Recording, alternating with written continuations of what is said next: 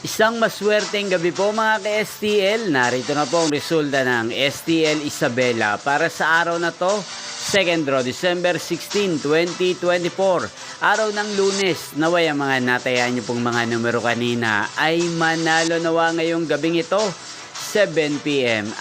Kaya't kunin niyo na po ang inyong mga tickets. Narito na po ang resulta.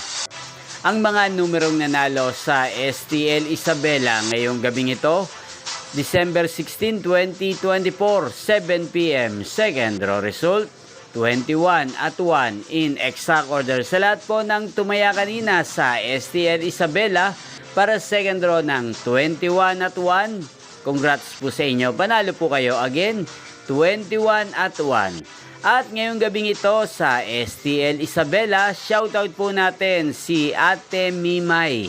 Ate Mimay ng Isabela, shoutout po sa iyo. Naway nasa mabuti ka pong kalagayan. At sa lahat po ng mga taga Isabela dyan, shoutout po sa inyo. Naway isa rin po kayo sa swertehin ngayong gabing ito. Inyo pong napanood ang resulta ng STL Isabela sa channel na to, Roderick Hernandez TV.